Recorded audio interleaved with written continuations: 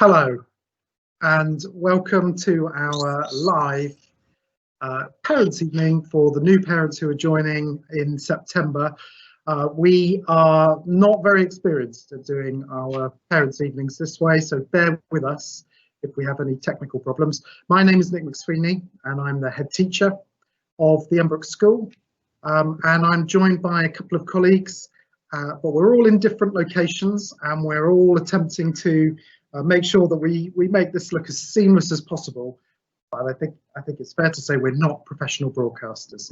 So we'll do our absolute best. So I've got one colleague sat in the room with me. I'm in my office here at the Embrook School, and I have one colleague, Cjohnson, who many of your children will have hopefully seen in our weekly Year 6 videos.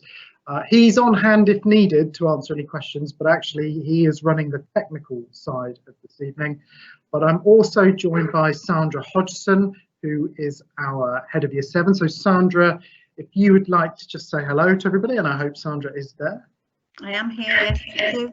Good evening, everybody. Hopefully we'll have a productive session and I'll be able to answer any of your queries. And also joining us this evening from his home is our deputy head teacher, Taj Bhambra. This is mainly for questions and answers. So we've already put out onto YouTube yesterday our standard presentation that we would normally do in the hall, but we recorded it and we put that out onto YouTube. So hopefully you've had a chance to see that. But I'm very conscious that you haven't had a chance to hear from Taj Bhambra. So what I thought would be useful is if after Taj introduces himself, he just spends a few moments talking through what he does as deputy head teacher. He has a really wide brief across a number of areas of the school, and that will also give you a chance on the system to type in any questions. So somewhere on your screen, although if I'm honest with you, I don't really know where, there is a box where you can ask questions. And if you can type into those questions, into that box, any questions you have, we will then do our best to answer those questions. Because normally when we meet in the hall, we would do our presentation and then we would break up and there would be that opportunity for you to ask us questions. What we may do, and it depends, we have no idea, there may be dozens, there may be no questions, we really don't know how this will go. But if it's a really specific question that's targeted at you and your child and their needs specifically, then I think it's worth us contacting you separately to go through that on a more one-on-one basis rather than deal with it in the round here. But I will now hand over to Taj Bhambra and let him just introduce himself and what he does in his role. And Mr. Bhambra, you'll need to unmute before you get going. Thank you, Mr. McSweeney. Good evening, everybody. I'm very proud to be the deputy head teacher at the Embrook School. I lead on all aspects of inclusion. I'm also the child protection lead. Inclusion is something which we take very, very seriously. I lead a very broad team, as Mr. McSweeney has alluded to, which includes all SEND provision, attendance, behaviour, and as I've already said, all aspects of social care involvement. I'm also a maths teacher and an Ofsted inspector, so I can ensure that the school meets with all of its legal and moral obligations around inclusion.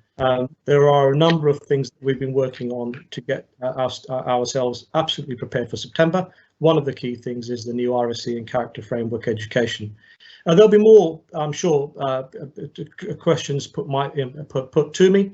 I'll be very happy to take all questions. Mr. McSweeney. Thank you, Mr. Bhambra. So we've got some questions coming through already, and what we will try to do is put those to the relevant person as we get them through. But there's a few bits of the screen here, so it's a little bit more complicated than a normal Teams meeting, but I think we're getting there. So the first question that we've got here is from Gordon Rimmer. So welcome, Mr. Rimmer. How will you level up the various levels of attainment from different schools and children impacted by the lockdown when they join Year 7? That's a really pertinent question. Last night we had 2 governors' meetings, actually back to back for various committees, but really the main focus of both of those meetings was the strategic review of our plans for September. It's now very clear from government that we are on what I would say is a trajectory towards being fully open. I think the government's made that ambition very clear. That is reassuring, actually. I think I speak for the staff of the Embrook when I say that we want to be back towards normal. We want students in school learning. We definitely want Year 7s in school learning with us, but we will always want to do that in a safe and responsible way. We're expecting next week to see more specific guidelines from the government around what that looks like. But we have done a number of things already to start planning for that. So my senior team includes Mr. Bhambra, but it also includes a colleague, Lucy Fife, who is our Director of Teaching and Learning. She's responsible essentially for the students' educational experience in the school, and she has been tasked with me as being our COVID-19 recovery lead in terms of the academic situation. So Taj, and he may want to come in on this, but Taj will be leading on the well-being recovery of the COVID-19 situation, and Lucy will be leading on the academic recovery of the COVID-19 impact. What we think fundamentally is that we need to get the students in front of their teachers. So we want the students in school from September. We are still thinking carefully about how we can do that. I know that Sandra is very conscious of the fact that we haven't been able to do the normal transition process, and that will be leaving children feeling all sorts of emotions and anxieties. I have a son in Year 6, and I know that he is now more anxious as a result because he hasn't had that opportunity. So we are thinking about how we can bring Year 7 in at the start of the term to support them and their needs specifically. Once we're able to assess the students and get an understanding of where they sit, we will then implement all of the quality first teaching response to make sure that their experience in class is very strong, but also to make sure that we take advantage of any additional opportunities. So it's been heavily trailed in the media, this £1 billion that's being made available to education for post-COVID catch-up. We'll be definitely making use of that, but we'll be doing it in a very sustained way. This isn't about a quick fix. It's about making sure that we put in that ongoing work with Year 7 to identify the gaps and correct them. And it may be that we have to take a different approach this year to setting. It may be that we have to reintroduce CATS testing, which is a cognitive test that will give us a baseline reading on where Year 7 are, because we won't have the formal SATs results that we would normally have in a year. So we are working on that, and we are already working on those tangible plans. And again, Sandra Hodgson, who will normally visit every single primary school as part of the transition, is still doing that outreach work, albeit in a different way, to reach out to those Year 6 teachers and make sure that we know everything that we can about them in order to prepare for them academically. Yeah. It's difficult to know how much further to go on, because of course if we were in a room I'd have a sort of visual sense of feedback or a nod or a follow-up question, but I'll move on to the next question. But again, if you've got another question out there and you want a follow-up question or anything that we say you want further information on, then I would encourage you to type those in and we will come back to those. But can I hand over to Taj for the second question from Andrea about the SEM provision? Yes, go ahead. Oh, sorry, I thought you could see the question. The question is, will there be an opportunity for parents to discuss SEM provision with the SEN team prior to September? Absolutely. Any missing or information that we might have got during transition, which we don't have at the moment. I invite parents to share that with us. Certainly in terms of any unmet needs or anything that the primary schools are currently working on in terms of referrals in particular. If those referrals are in limbo or midway through approval, in particular, get in touch with us so that when the child does join us, we can expedite any request for statutory needs assessments or any as yet unidentified unmet need. You can contact myself. My email is on the website, or Mrs. Hodgson. You'll have her email for sure. In fact, I have been in conversations with a Year 6 parent recently where the child's referral to the LA is in process, but because of the situation, are likely to meet with assessment or even approval by the time the child gets to us. So absolutely. Can I add? Can I add, please, to that? Can I also add to that meetings are already going ahead with Senkos and Year 6 teachers. We're doing it via Teams. I've also had some Teams parent meetings with children who have a specific learning need, and myself and Mrs. Oliver, we're ploughing through the list of children that have been identified as needing a little bit of extra help. Thank you.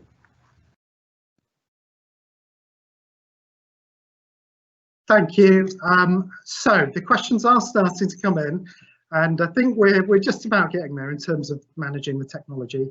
So there's a question here about blazers and ties. It's a really good question. At the moment, we are operating non-school uniform for the students who are on site, and we're doing that in response to the guidance around having washable clothes.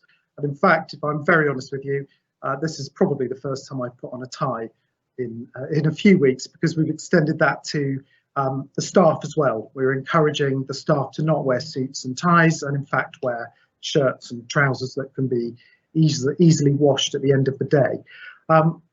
I know it's a question on people's minds, but what I think the most honest way to answer that question is to say that at the moment we will have to await the guidance when we see it next week. So when we have this next round of guidance, which we understand will give us a very clear set of rules for September, because teaching unions are being really clear that of course we want the school to be open, but we need to understand and prepare for the basis under which we open the school. So I think when we have a stronger steer on that, we will immediately contact all current parents and the prospective parents so that you have a chance. But Sandra, have you raised your hand? Do you want to add to that? Yes, please.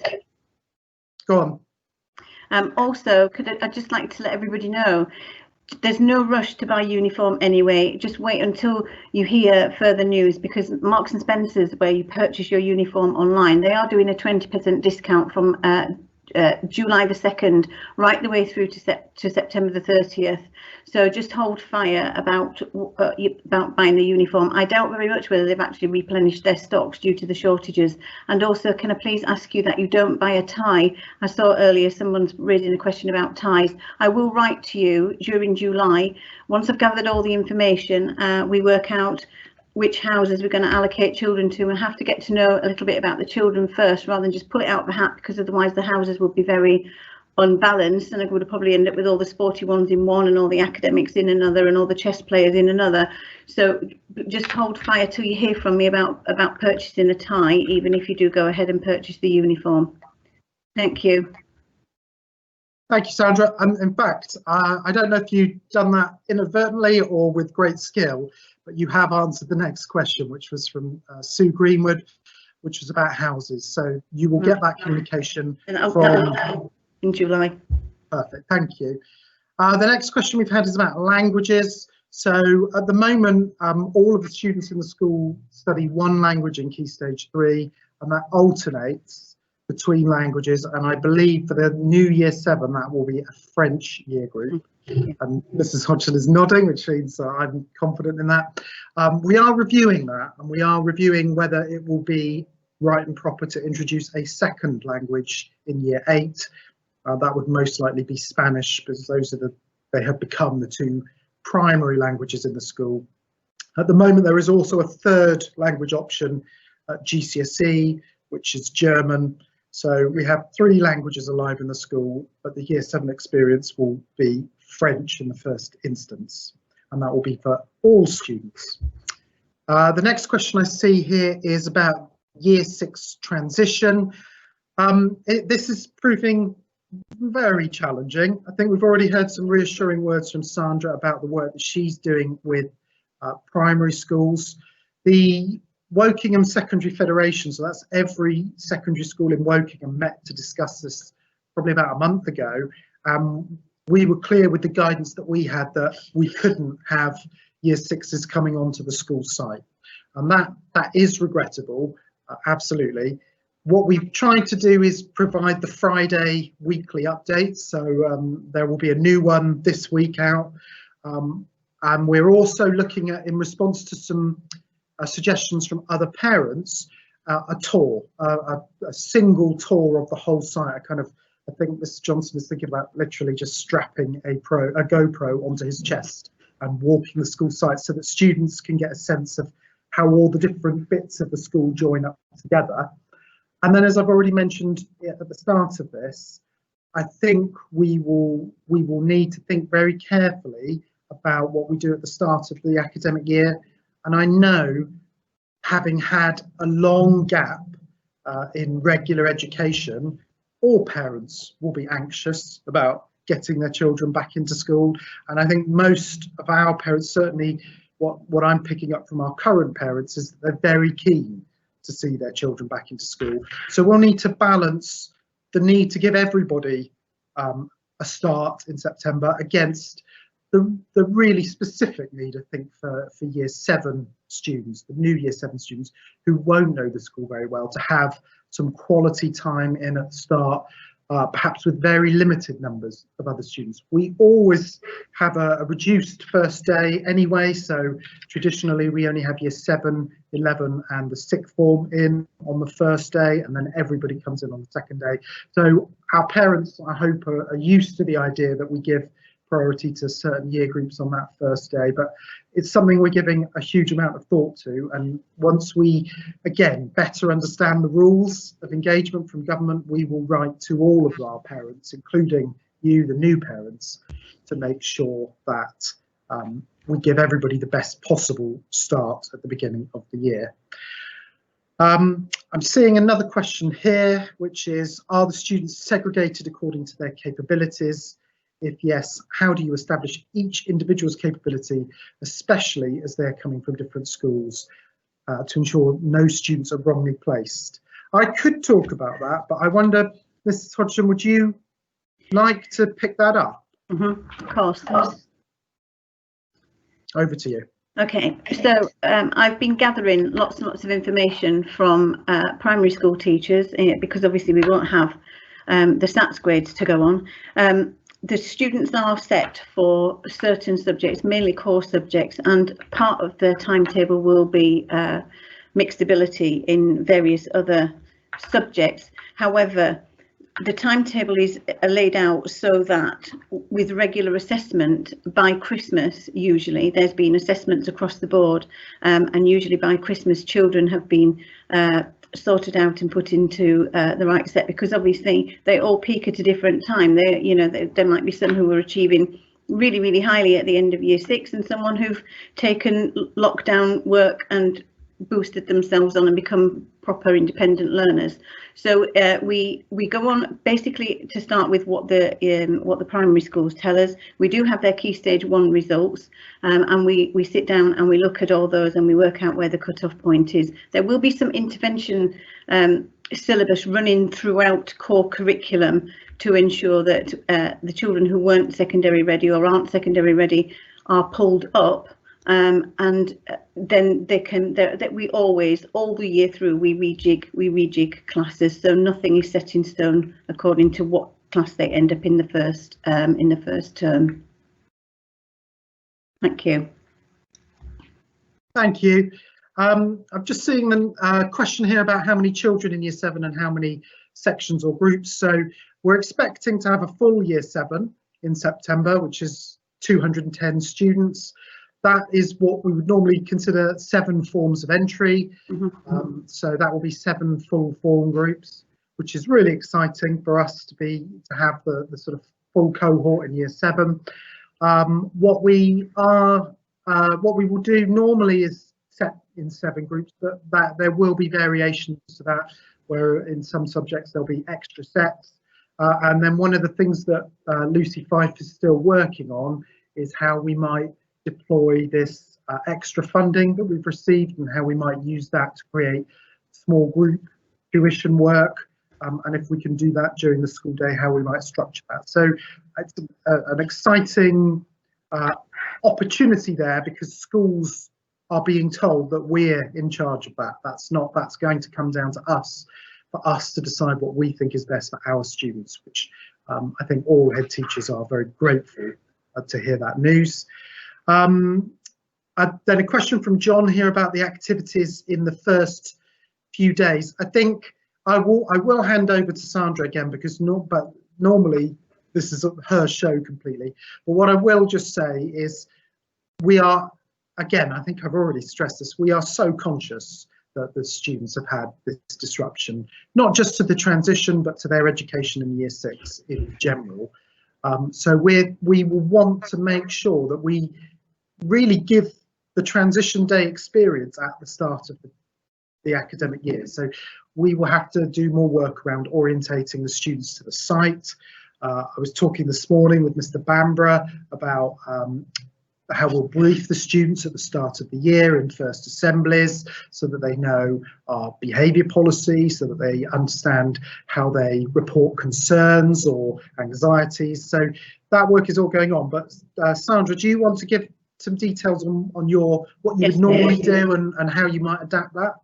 Yes. So my plan is, if we're all back and things go as we want them to go, my idea for when they first come back is that they will experience on the first day what they actually should have experienced today, to a certain extent, where they would get to know each other. We would do some ice-breaking activities, all the whole year group together. I would like to have some of the older students in there. Our older students are proper ambassadors for this school, and they always step up and help out with induction day voluntarily, and some actually enjoy it so much they come back year after year after year. So we do some ice-breaking activities. They would get an orienteering quiz that I would have done today, and help them find their way around the school. I would also like them to have an extended period of time with their tutor, with their new tutor, who they'll find out on the first day who that is, so that they could then have a smaller community get to know you, if you like. And I would also like them to have experience of a lesson, because they would have actually had a lesson today. They would have had a taster lesson, because they've had a time out of the classroom, and it might be, you know, an idea to get them to realise and to feel what it's like to have a lesson in secondary school, because it's obviously very, very different to what we were used to prior to lockdown, and certainly a lot different to what they've had over the recent months. But as I said, I am very aware that transition for them, I mean, I've been doing this for 24 years, and this is the first time that we've ever been put into this situation. But I will do my best by them. I will hopefully reduce yours and their anxieties, and I'm very aware that they're having a very different transition to previous years. Thank you. Mr. Bhambra, can I surprise you and bring you in there? I think it would just be useful to hear from you on the idea of the recovery curriculum that you're already planning from a pastoral point of view to help support the year 6s, and then also maybe how we support the students to understand our expectations at the start of the year. Thank you, Mr. McSweeney. Firstly, we've had some fairly good direction from the government in terms of some of the social and emotional deficits as a consequence of this COVID pandemic. The focus for the first half term of the autumn will be emotional and mental health well-being. It's a program that we've structured together using resources from the PSHE Association and also from my colleagues in social care. I'm very pleased and proud that we have full-time social care support in school around student welfare. So we're acutely aware of what the children need to recover in terms of that development, in terms of the social and emotional development. And that will be the focus for the first half term for sure. We're acutely aware of how some of their behaviours may manifest because of the time that they've not been in school. And also some of the, I alluded to earlier, some of the referrals that primary schools would have made had the children been in school, but those referrals have not been made. We're very proud of making referrals around unmet need, because we know that behaviour generally is a manifestation of some sort of unmet need. And so one of the things for the first half term will be to actually quickly identify where those shortfalls are. Mr. McSweeney alluded to the behaviour policy that I describe in my assemblies to the children. We are a fair but firm school. And which is why I mentioned very proud of the record number of successes we've had in terms of requests for statutory needs assessments and actual conversions to education healthcare plans, particularly around social, emotional, mental health issues. So very proud of that. It gives our students the support that they deserve. All of the staff have booklets. The protocols around behaviour, safeguarding attendance, and bullying are consistent, because every member of staff follows the same set of protocols, which they have in the form of a very easy to follow booklet. Thank you, Mr. McSweeney. Thank you, Mr. Bhambra. Whilst you were giving that talk, we put a link out in answer to Andrea's question about term dates.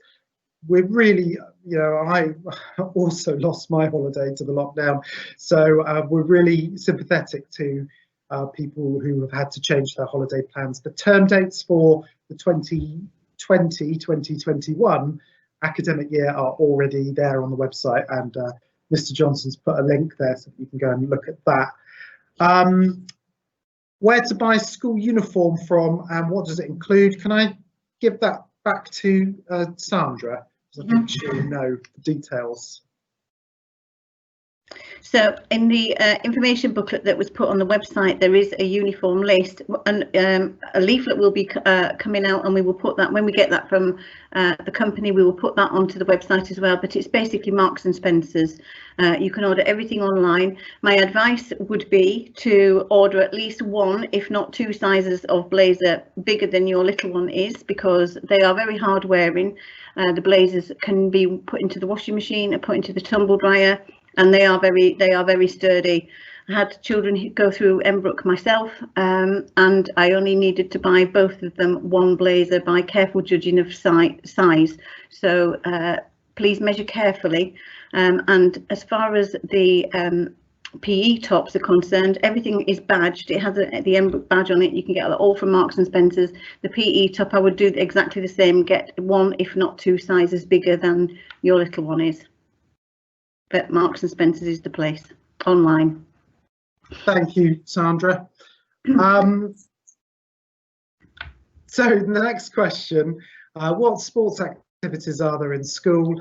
Again, we still will await ultimately guidance from government around what we can and can't do in PE lessons in September. As I've already said, I think the government is appearing to be putting us on a glide path to having quite a regular September, but there may still be the odd regulation that we need to be mindful of. However, in normal times, we do the full range of sports that you would expect. We have the brand new 3G pitch, which has revolutionised sport at school because it gives us an all-weather facility that the students just love going out onto. It's league quality, so it's a really high quality resource. But yeah, football is obviously a core part of the school's offer, but we will do rugby, hockey, we have basketball, tennis, badminton, gymnastics, athletics, rounders. I said netball, all of the sort of the classic sports. When it comes to GCSE, so we do GCSE and we've just reintroduced A-level PE as well. So we've now got the full sports offer all the way through the school, and obviously with the students who do GCSE PE, our PE department are really good at working with those individuals to make sure that they can do their practical assessed piece in a sport that they are skilled at. So, in the past we've had people being assessed at golf, or whatever it is, whatever sport that young person has as their passion, that allows us to we will have the staff who will engage them in that to make sure that they're successful at GCSE. Do the children need to bring their PE kits on the first day of school? No, the answer is no. So there'll be no expectation of that. Even if they did have, normally they would have a tutor session in the morning, and then they would go into their normal timetable lessons. And even if they had PE in one of those timetable lessons, we would use this as a chance to introduce the students to the concept of PE in a secondary school, rather than get them doing practical PE. So they'll never have to come with the worry of, will I have PE on the day? And also, does the school provide lockers? We don't provide lockers. A number of years ago, we took the decision to withdraw lockers, and I think the reality is we don't really miss them as a school.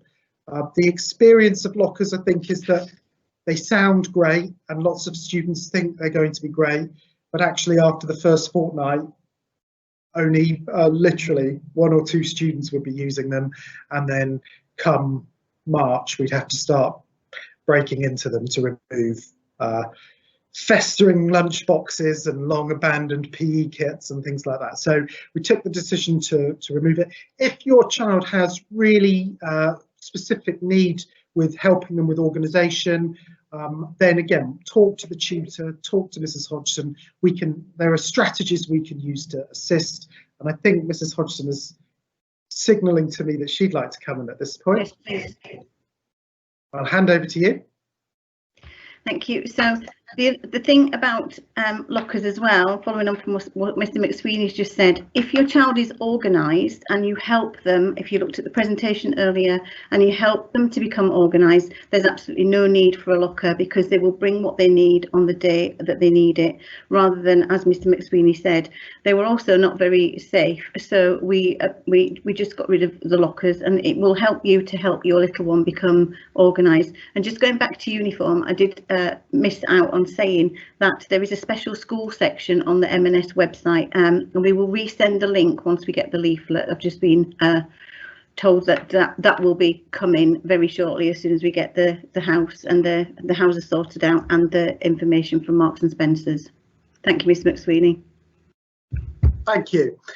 Next question, will the students be in the same class for every subject, or are they streamed by subject? So the students won't be in the class, in the same class for every subject. They'll have a form group, and that will be a unique group. They will only ever be in that form group at form time, and that's where they will meet with their tutor.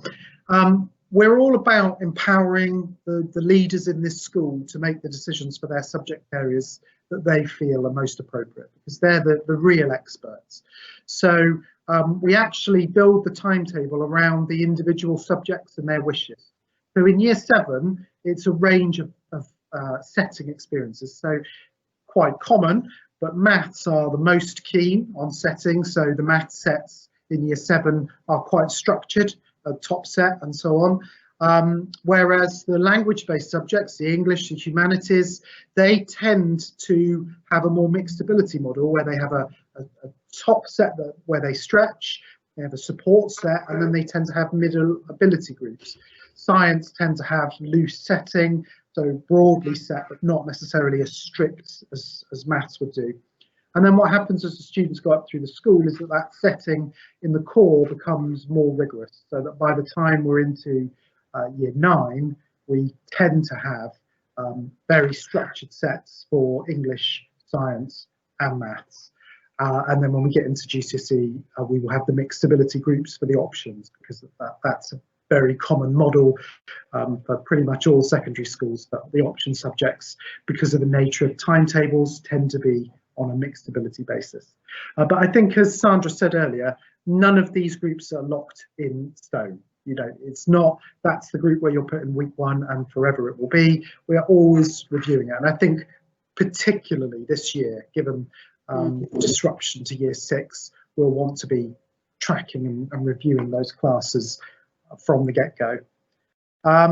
The next question, is there additional classroom support provided in each subject in the form of teaching assistants, as in the same vein as primary? The short answer is yes, but the longer answer is more complicated, and I think I'll hand over to Taj, if you could pick that one up, please. Thank you, Mr. McSweeney. In short, if the child comes to us with an educational healthcare plan and on their provision map it cites one-to-one TA support, we will obviously carry on with that support subject to the annual review. For the children that we successfully have secured educational healthcare plans, if the TA support, and often is essential for the provision map, because remember the TA support is just one form of learning intervention, we will build that into the EHCP provision map.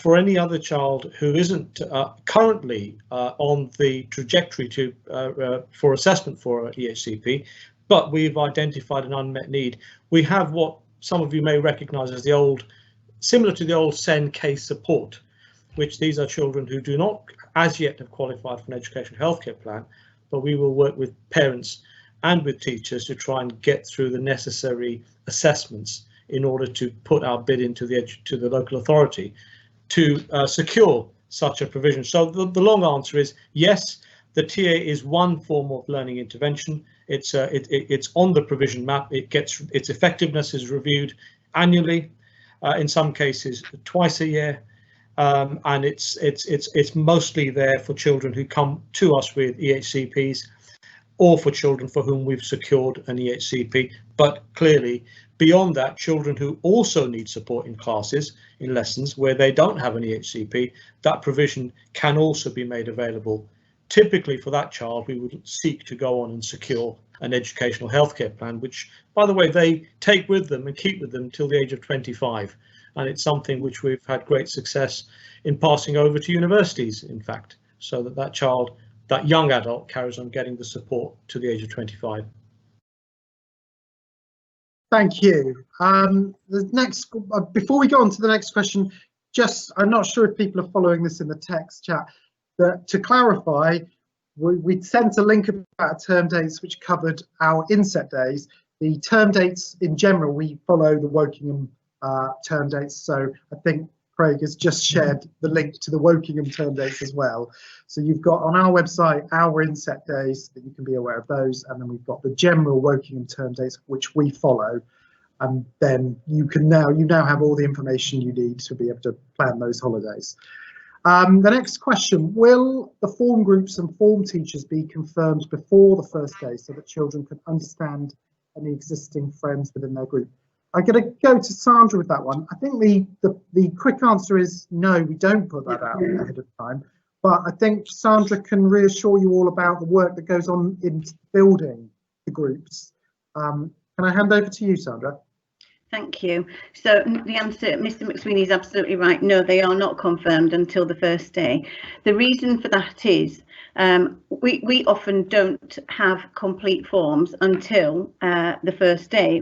There's an awful lot of change goes on during the summer holidays, especially with lockdown, and so we do not give out that information because it can be more upsetting for things to have changed when children have already got used to the idea that they're going to be with so-and-so or they're going to have so-and-so as a teacher. It could be more upsetting if there's an element of change than finding out on the first day with everybody else. If we send out all the information on the first day, everybody is the same. Everybody finds out at the exact same time. The form tutors don't know until the first day who they will be getting either. So that's one thing that we do work really hard to form the form groups. They will be with someone, if they requested, they will be with someone that they know. Now, I can't promise that that is going to be their best friend because their teachers might have told me they get on like a house on fire in school, so much so that they don't get any work done. But they will be with someone that they know, and I've gathered lots and lots of information about the children already, even the children who are singles. Obviously, I would have gone out and visited all of them normally and haven't been able to do so, but I do know already quite a lot about them, and I've already had some teams meeting and I've already started to mix and match people together. So you just have to bear with us, I'm afraid. We've always done it this way, and I'm not very often wrong in my matching children together. I can come back in there and just praise you there for a second, I would say you're being humble. The amount of work that Sandra puts into building those groups, the attention and the care that goes into those is second to none. And yeah, it's a real strength of our transition process. The next question, will our parents allowed to come on in the first day, or do we stop at the gate? Now, I know Mrs. Hodgson's views on this, but the reality is we will ask you to stop at the gate. We won't strong arm you off the site, but actually on the first morning you will find probably myself and Mr. Bhambra on the very front gate, and Mrs. Hodgson outside the front door to the school, and we will welcome. Mrs. Hodgson has a fantastic group of ambassadors, older students who will line the path and just be the most friendly, welcoming faces, and they will guide each of the students up from us on the gate to Mrs. Hodgson on the door. And it's a really well-run operation, but it's also, I think, quite it's a really nice experience. And some of the students will walk in with their older siblings, which is a really nice moment for them. Other students will come and get off at the buses and will be picked up by the student ambassadors, because that will be between us on the front gate and Mrs. Hodgson on the front door. But I'll hand over to Mrs. Hodgson here, but I know what she's going to say.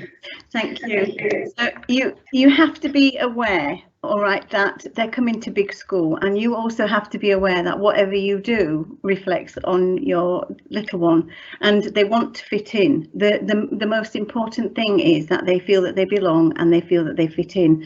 Therefore, it's embarrassing for them if mum, much as you love them, nan, granddad, whoever brings them to school that day, you cannot sit on the school drive or walk up to the school door with them and kiss, love you, love you, love you. They'll just be embarrassed by that. I've got a little story of a child who was dropped off one day by his mum, and his mum was in absolute hysterics of tears at the door of the hall, and the little boy grabbed me by the hand and said, "Oh, Mrs. Hodgson, please take me and sit down. I do apologise about her. Look at the state of her."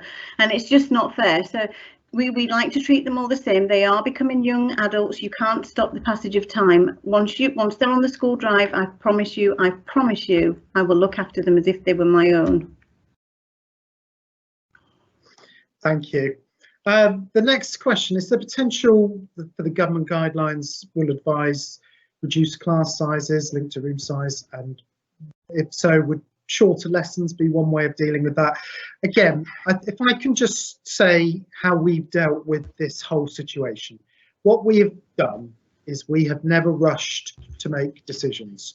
We have waited for the guidelines, seen the guidelines, digested the guidelines, and tried to keep staff, students, parents informed along the way. So when we see the next round of guidelines, we will repeat that process. And it has been a good process for us. We haven't been having to write to parents, radically changing our plans as government announcements change, because we've been mindful to keep an eye on that. So we will, of course, respond to any guidelines around class sizes. At the moment, we've built our bubbles around the 2 metre rule. Now that we know that we're moving to 1 metre plus from the 4th of July, we're already reviewing that to see if we can get more students in from Monday the 6th. So when we have that next round of guidelines, we will make those decisions. But I think our priority is to maximise the students on the school site getting an education with their teachers.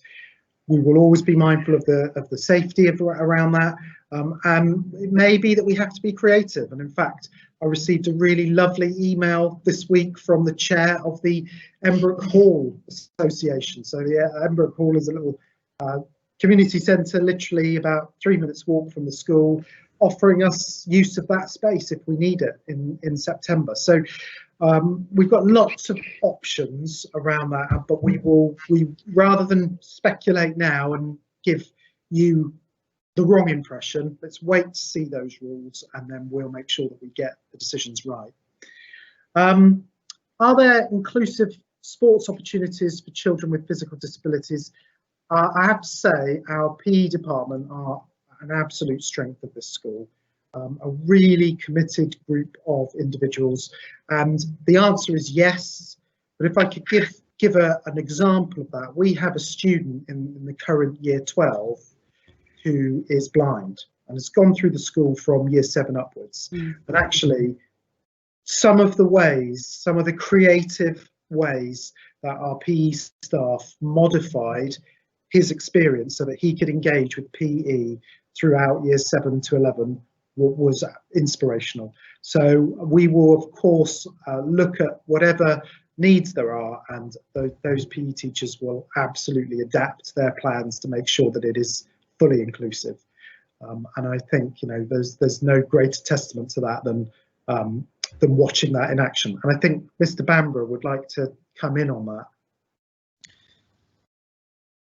Thank you, Mr. McSweeney. I just wanted to add to that, really, that the SEND Code of Practice and the Equality Act make it absolutely clear there is no reason why any child should be excluded from any activity, so long as there is a suitable risk assessment and intervention support in place for the child that Mr. McSweeney talks about. I've just completed with other colleagues a risk assessment for this child so that he can move around the site in a safe, COVID-safe way. So the answer to that is absolutely. We're committed to both of those policies, and actually those are acted out on a regular basis. Thank you. Does everyone have the same lunchtime? Again, in usual times, yes, but for the first 2 weeks, we allow year 7 to go to lunch and break earlier than the rest of the school, only by 5 minutes, but just so that they've got a bit of a chance to find their way around the school site. I say in normal times, we still await the guidelines from government around reopening in September. The current guidelines are very heavily emphasise staggering breaks and lunch where possible. So we will have to react to that. But when we get back to normal, certainly yes, everybody will have the same break at lunchtime. But year 7, we do allow to have a little bit of an earlier break at the start as they find their feet. How often do you hold parents' evenings, and what kind of subject feedback do we get in between those meetings? So we have two parents' evenings really for year 7. Meet the tutor evening, and again, all of this in normal times. So assuming normality, let's just prefix that with all of the answers of assuming normality, we will have a meet the tutor evening where you come in and get to meet the year 7 team in person, your child's tutor at the start of the year. And then we have an academic parents evening later on in the year. We also send home monitoring each term. So you get an update from teachers every term. But alongside that, I think we are always encouraging parents to be in touch with our staff. So if you want feedback, if you want specific information, particularly if you see something go onto the parent app, so every parent will be sent details of an app that you can have on your phone, which tells you when your child receives rewards points, but equally tells you when your child receives sanction points from a teacher. But if you ever want to follow that up with a query or contact with a teacher, absolutely you're encouraged to do that. By email, probably in the first instance, but certainly we'll set up telephone meetings or face-to-face meetings as needed. Hopefully that answers that one. It's very odd answering questions without getting a sense of feedback from the person who asked the question. What opportunities are there to participate in musical activities? I have to say, I've only been the head teacher for just over a year, but one of the things I'm most proud of is putting additional resource into the music department. We have a fantastic head of music, really committed, who wants to make music the heart and soul of the Embrook School. So what I was able to do was find her some resource to upgrade the music department so that she could make music tech a bigger part of our offer, because increasingly for students with apps, iPads, many of them are accessing music and creating music through these sort of technology opportunities. The other thing that I was able to do was not have our music teacher as a tutor. And I thought that was really important because we have quite a tight day here. So when we sat down and we looked at the day and we wanted to bring music back into the heart of it, we felt that extracurricular was really crucial to that. So we now have a music club just about before school every single day. They start, well, I might be caught out here, but I think they start at 8 o'clock. But obviously we understand if students can't get here until 8:20, and we have students who join the clubs at 8:20, and then they go through to the end of tutor time. So on those days it's timetabled. The students who are members of those bands and choirs, orchestras, go straight to music. They register in music, they have that experience in music, and then on top of that we have the peripatetic teachers who come in and teach. Was that what you were going to say, Sandra? Yeah. Sorry, Sandra put her hand up, but I've stolen her thunder. Yeah, so we have the peripatetic teachers. So if you want, you can arrange one-to-one lessons or small group lessons with music specialists in specific instruments, and there's a big range of instruments there. And then also we have, I've forgotten the name. No, it's a music group. Berkshire Maestros. No, not Berkshire. They're the peripatetic ones. They do the live music. I've forgotten what they're called. They're in Rocksteady. Rocksteady. Rocksteady. There you go. And they come in and they do rock bands specifically for live performances.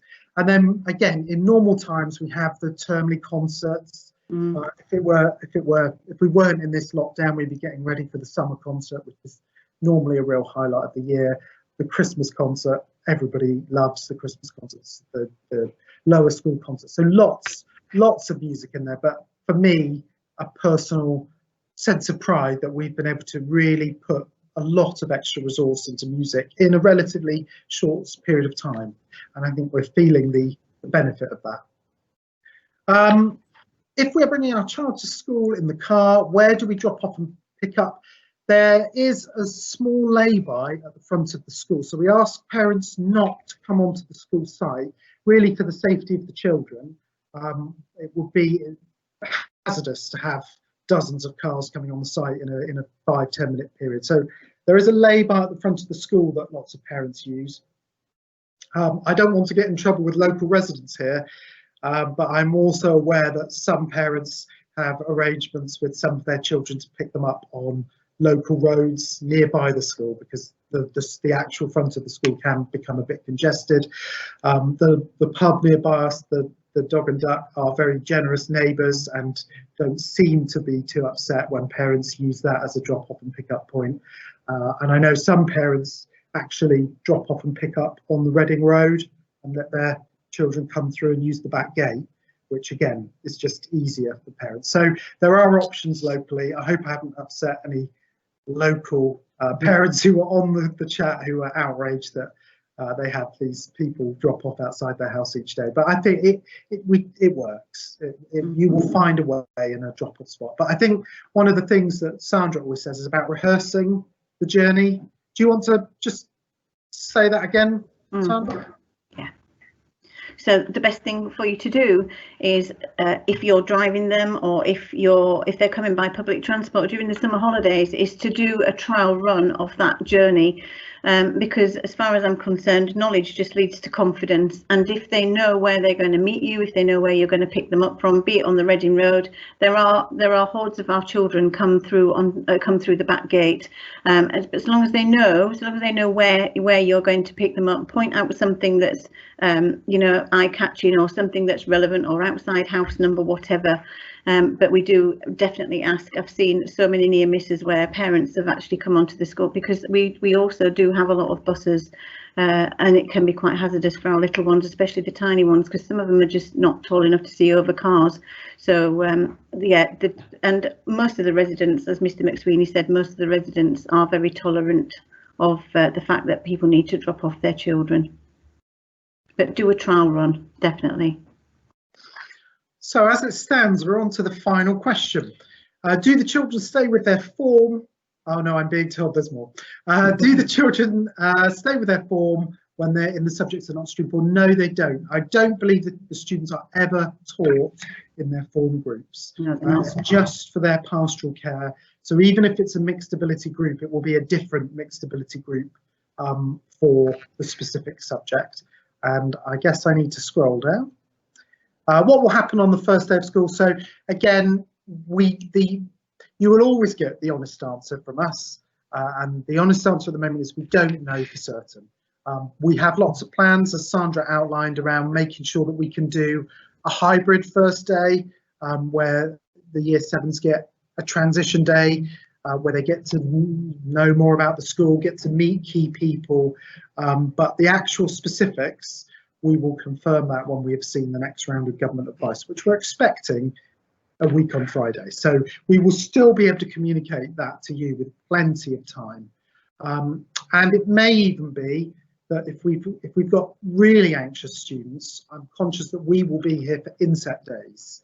So if there are really anxious students or students with a really specific need, that means that they will really struggle with transition if they haven't seen the school, it may be that we're able to find some capacity to arrange visits on the inset days, but we'll have to plan that very carefully, because at the I'm sure you'll also appreciate that having had a disrupted term ourselves, I also want to make sure that our staff are able to have quality time at the start of the term to be prepared to teach your children well. I will just give way to Sandra.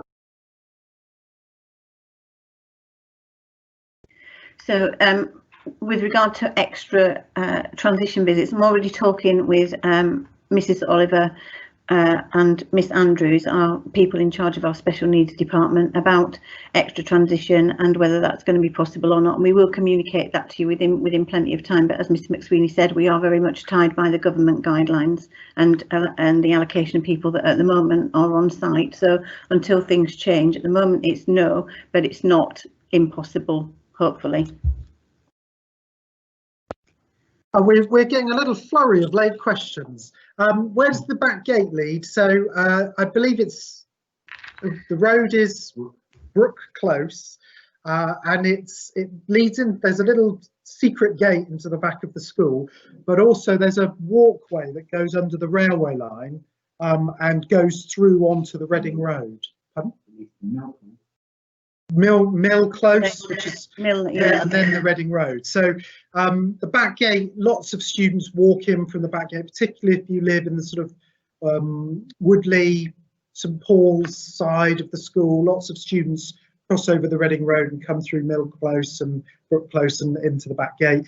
But yeah, also I know some parents who drop off on that side on their way through to work in Reading or what have you, and their children cross over the road and then walk through that way. So it saves quite a lot of time. Having done the walk around Clifton Road, it probably saves the best part of 10 minutes actually. That gate. We're relocating from the USA. 2 questions. Is there a way for us to be connected virtually with some of the incoming Year 7 families? And what would you need from us to be able to access our daughter to ensure she's placed in the correct group? Can I go to Mr. Johnson? We're going to go a little bit off piece here. I wasn't expecting to be on apologies. I don't know if I'm on or not. My camera doesn't seem to be working. Apologies. We have got a Facebook group set up, which if you search for Embrook Year 7 New Starters, that will take you there to the Facebook page, and follow our main Embrook Facebook page as well. So we've got links on there. So there's the one main Facebook group, Facebook page for the Embrook School. We can see our updates, and then there is a group for Year 7 New Starters that you can search for that. I'll try and find the link in a minute and post it on your question, and then you can join there. And there's quite a few families already a part of that.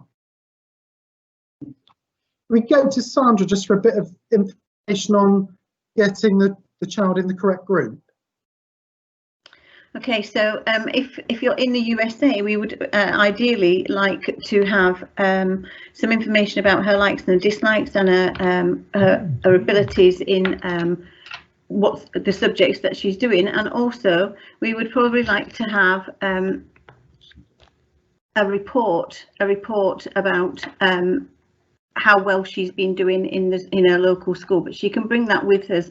We've already had that paperwork, I believe, from the family that have asked that question, so we will buddy her up with some students who she's going to be living near, so not a problem about making friends. An assessment, just a copy of her latest report with possibly a little written statement from the child would suffice. Thank you for that, and I think we got through the technical problems, although I'm not sure anybody ever saw Mr. Johnson. We did. Hopefully you heard him. When does school start and finish? So school, the first bell goes at 8:20, and we go straight into a registration period, and the last bell goes at 2:55. So at 2:55 they're off. We'll go back to Sandra.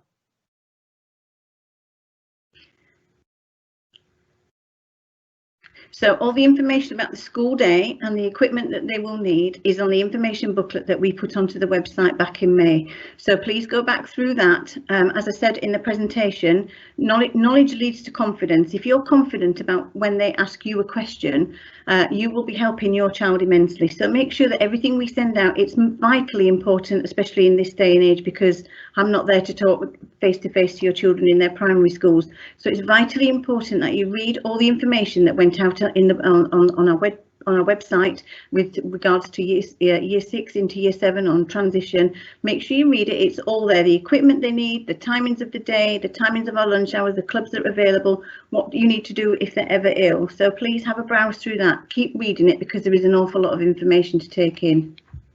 Thank you. Thank you. And as it stands, this is the last question. We actually had two very similar questions at the same time. Yes, you can cycle onto the school site at the beginning and the end of the day. We have a bike shed that is just actually a stone's throw from my office that we lock once the school day has started and then unlock just before school finishes. All that we ask is that you as parents support your children to make sure that they're prepared for safe cycling, that they have a helmet, they have lights, etc. I have personally attended 2 students in the last 18 months who've come off their bikes on the way to school. In both cases, no sense that they had done anything wrong, but equally in both cases I was really pleased that they were wearing helmets because I think that made a big difference to them and how they fared. I think, oh, we have one more, sorry, one more at the moment. How long are each break? So we have 2 short breaks, a break of 20 minutes in the morning and a break of 25 minutes in the afternoon. When I meet with students, and I meet with students very regularly, we have something called hot chocolate with the head each day for the students who are nominated by their year leaders because they're doing a really great job. And they come and they sit with me and I ask them various things about themselves. And quite often, more than never, students will say, do you think we could have a longer lunchtime? And my absolute rehearsed answer is absolutely we can. We will just need to add that to the end of the day time. So shall we have an hour, but we'll finish at 3:25.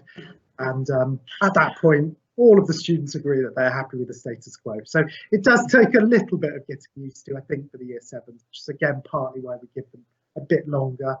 But I think on balance it works and students appreciate it. I'm going to look at no, I'm being told that we have no more questions. If there were any questions, but I'm also seeing that Mrs. Hodgson has something to contribute. If I hand over. I'm really sorry to interrupt again. I just want to make parents aware that Mr. Johnson has published the link again for all the information. It should be visible on their screens now. New joiners, September 2020. Thank you. Thank you.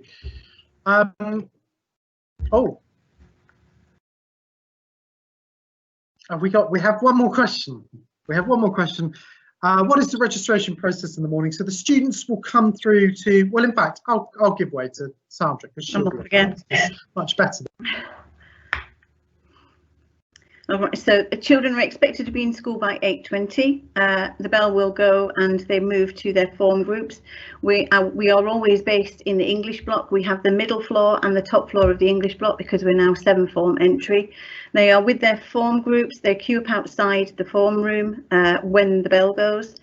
They're not allowed in the building until the bell goes. They queue up outside their form room and wait for their form tutor to admit them and tell them where to sit.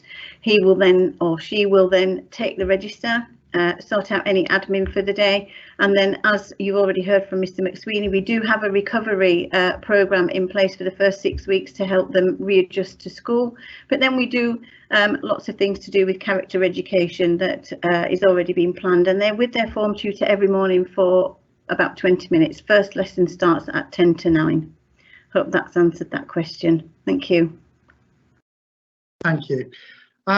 We have had a sneaky question come in whilst you were talking. I say sneaky, that sounds judgmental. It's a perfectly reasonable question. Can the students use their phones at break time? In fact, can I hand over to Mr. Bhambra, because he conducted a mobile phone review last year. In fact, we've had 2 in 2 years. But he will talk about the status quo there. The short answer is yes, but he'll give more detail. Thank you, Mr. McSweeney. Absolutely correct. We had a parent and student-wide consultation around the use of mobile phones. We've made great strides. The mobile phones really interfere with learning in lessons. We reviewed that policy and we made some adjustments to it in light of some feedback, and we've also given the students some additional responsibility. I'm actually proud to say that mobile phones in my daily life and my behaviour manager's life figure very little now. So the dispensation at break time is well earned by most of our students, I would say, and because when they get into lessons, they have the mantra, as it were, is read out to them at the beginning of the lesson, which is ready to learn. These are the things that we all have to do at the start of each lesson. I do visit most lessons, most periods, and on the very rare occasions I have to intervene with a mobile phone. It does and has led to mobile phone policies put in place for certain students in consultation with the parents. Thank you. Thank you, Mr. Bhambra. We've got a few really quick questions to answer. So I'll just fly through these. How often do they get homework? Every day is the answer there. But we will help them. There's the Show My Homework app, which we've all got very used to using during lockdown, is the main way that you as parents can track what homework is being set and support your children to organise themselves, to make sure that they meet their deadlines. How early can children be dropped off in the morning? Essentially, I arrive on the site about 7 o'clock in the morning, and I do see some students being dropped off very, very early by working parents, which of course we understand. The reality is that the canteen staff, the canteen officially opens at 8 o'clock in the morning, and the canteen staff, because our students are so well behaved in there, they're happy to supervise the students, because actually the students who come in just sit quietly and maybe buy a hot chocolate or a pastry or something like that. So officially we will start supervising the children from 8 o'clock in the morning in the canteen space. But I do know that a small number of children arrive a bit earlier than that, and they generally sit under the covered way, and I can see the covered way from my office here, which is how I know that happens. But yeah, it's a judgment for families, really. And then how long is each lesson? 1 hour. We have 1 hour, 5 1-hour lessons. And at the moment, that is the last of the questions. So I would like to take the opportunity to thank all of the parents who joined us this evening. We had no idea if anybody would join us, actually, and we were sat here wondering if we'd just be talking to ourselves. But hopefully you found that a useful experience. Is there anything, Mrs. Hodgson, that you want to say as a farewell? I would just like to say that I'm really looking forward to meeting your children. Please keep reading the information. Knowledge is confidence, and please do not worry about them. I will take a really good care of them, and I will do a good job. Thank you very much. Nice to talk to you. virtually. Thank you. And Mr. Bhambra, some final words of wisdom from you. Thank you, Mr. McSweeney. Just to say, if you have any concerns around any aspect of inclusion, whether it's safeguarding or special educational needs, because your child hasn't been in school for quite a while, please contact us. Let us know what your concerns are. Let us know what you think hasn't happened so that we can actually put some intervention in place before your child gets to us. Thank you. Thank you.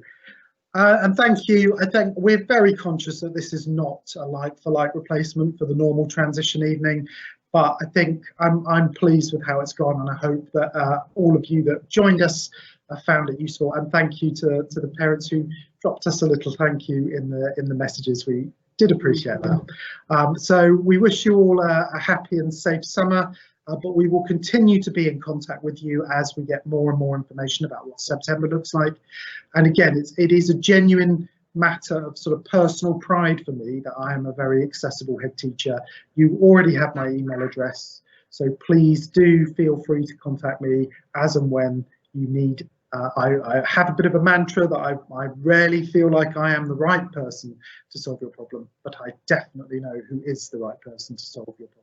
And I will put you in touch with them to get it resolved as soon as possible. And until then, we're really excited to have your young people joining us in September. Thank you very much and have a great evening.